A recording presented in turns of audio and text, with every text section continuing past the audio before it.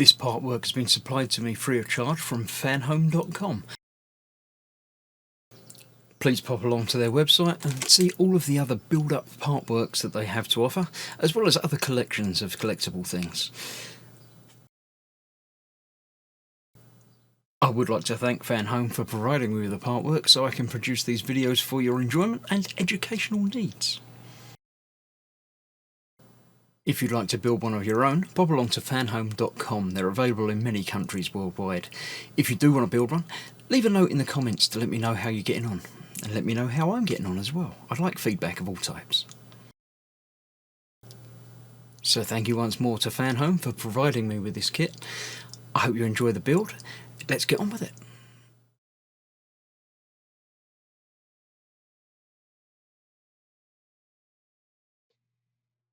Hello, I'm Chris. This is Gross Models. Welcome to issue 71 of Building Eleanor.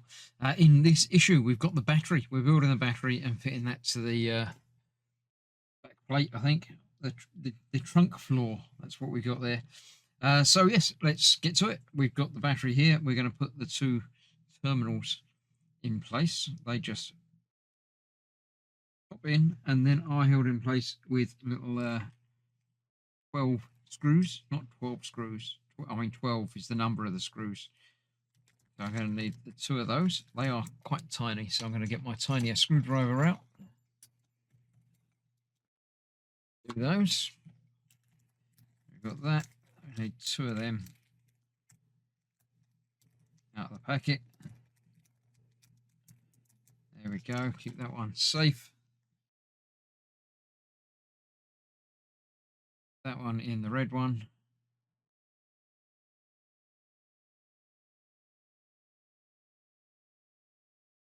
There we go. And then that one in the black one.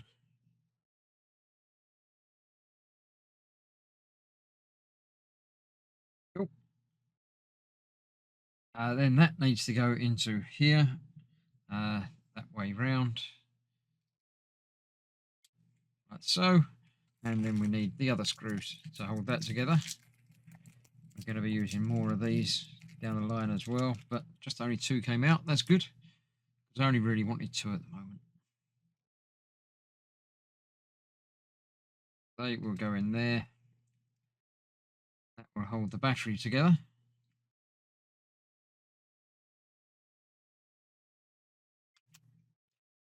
Just like that, get it all tightened up. Sorted. Then I'm going to need one more of those to hold this onto there. That then goes onto there with a single screw. Just like that. Then we need the tube, and we need to cut that in half. So we go for half of that, like that. Go. And these connect up onto here.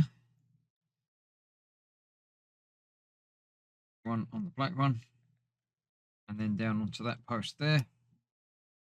Can't do because it's not bendy enough.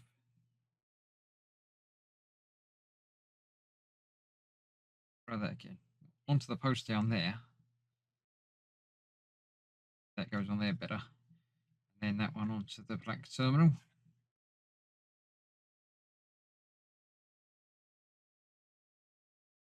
There we go. That worked better that way around. Same over here with the red one. Get that on there. Onto there.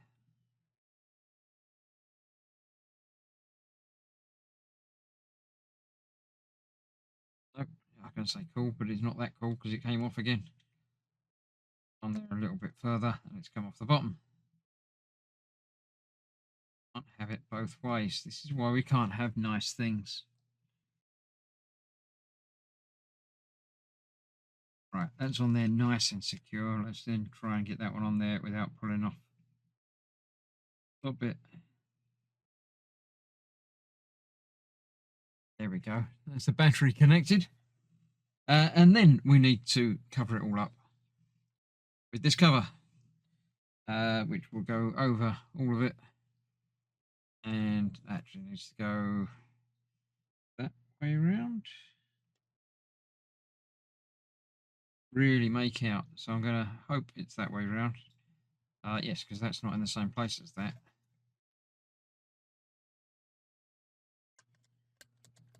So that goes on there like that, with 2 more of these to hold that together.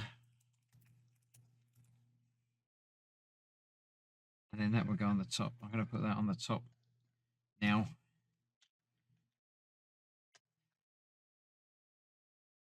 So we made a lovely little battery and then completely covered it over, so you can't see it. But as ever with a lot of these things, we'll know it's there. Get that on there and that one on the other side.